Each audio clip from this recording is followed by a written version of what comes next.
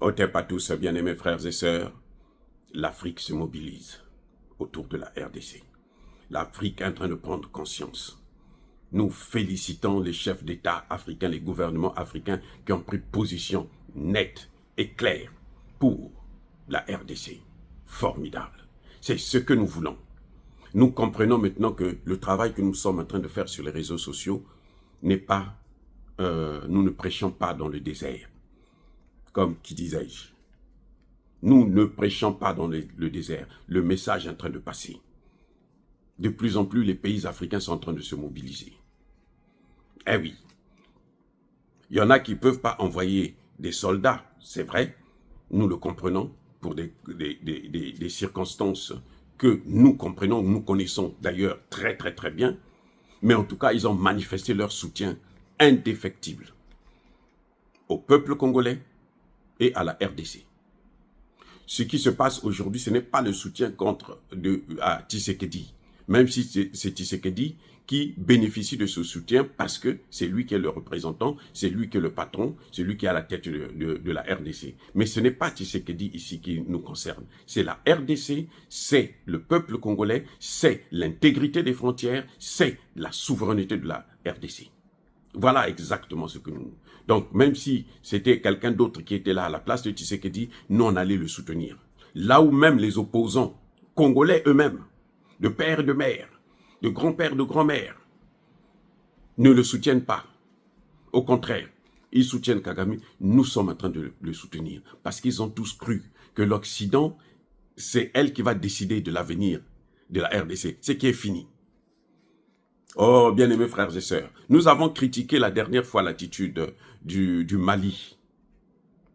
Nous avons dit que le Mali avait une attitude qui n'était pas panafricaniste.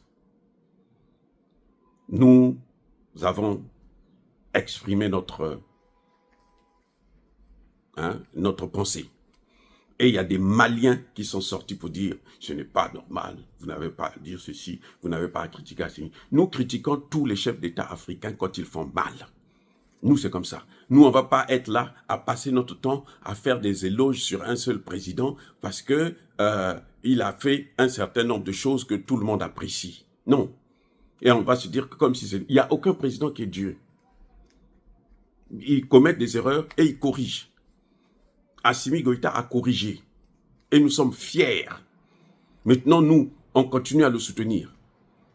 On a critiqué parce qu'on avait trouvé que non, lui, il ne peut pas lâcher la RDC, puisque la RDC mène exactement le même combat que le Mali. Le combat qu'il y a au sein de l'AES, c'est contre qui? C'est contre l'Occident collectif. Ils utilisent, par exemple, pour le Mali, ils utilisent qui? L'Algérie et la Mauritanie. Pour le Burkina Faso, ils utilisent la Côte d'Ivoire. Avant, ils utilisaient même le Ghana. Pour le Niger, ils utilisent le Bénin, le Nigeria. Et nous critiquons. C'est exactement ce qu'ils sont en train de faire. La RDC, ils sont en train d'utiliser le Rwanda, l'Ouganda et le Kenya. En tout cas, fondamentalement. Maintenant, ils sont en train de vouloir faire inclure aussi l'Angola et le Congo-Brazzaville. Et tant pis pour eux, parce que nous n'allons pas les rater. Eh oui.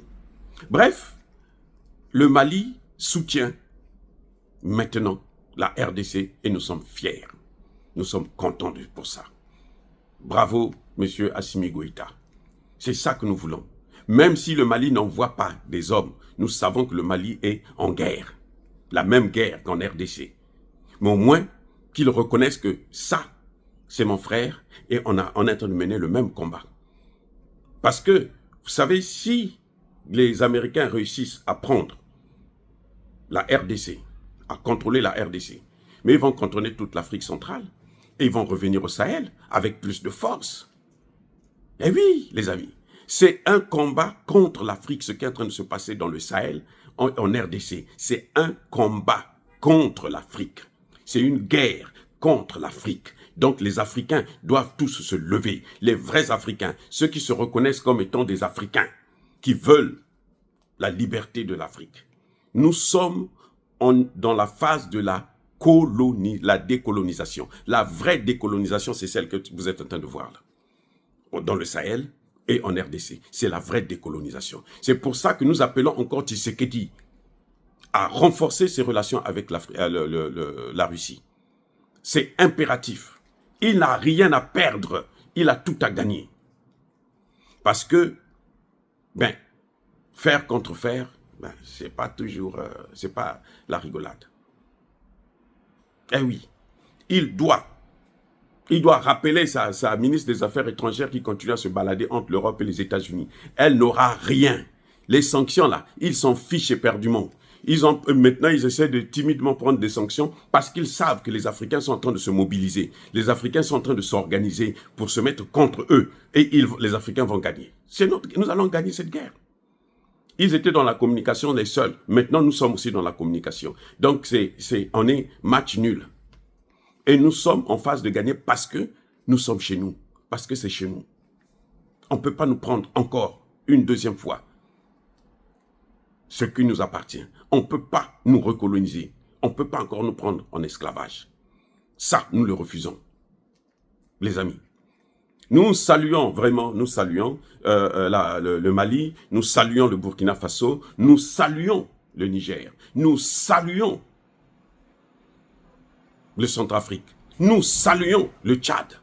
Le Tchad a même décidé d'envoyer 6000. Eh oui, environ 6000 soldats que le Tchad veut envoyer. Et il y a des gens qui, au Tchad, contestent.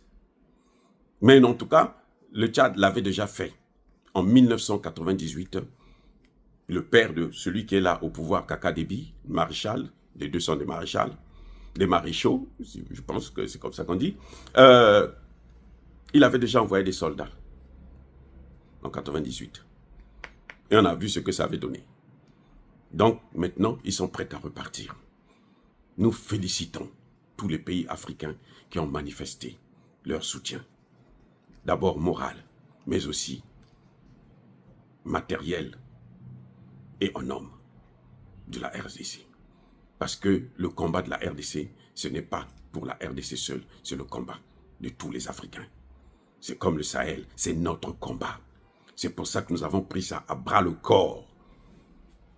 Je ne suis pas malien, je ne suis pas burkinabé, je ne suis pas nigérien. Je n'ai jamais été au Mali et au Niger. J'ai été déjà au Burkina Faso à plusieurs reprises. Mais je soutiens tous ces pays parce que ça nous concerne, c'est notre combat. Ce n'est pas le combat d'Assimi Goïta, de Traoré ou de Tiani, c'est notre combat. Ce n'est pas le combat de Tshisekedi, c'est notre combat. À nous tous. Et ensemble, nous vaincrons.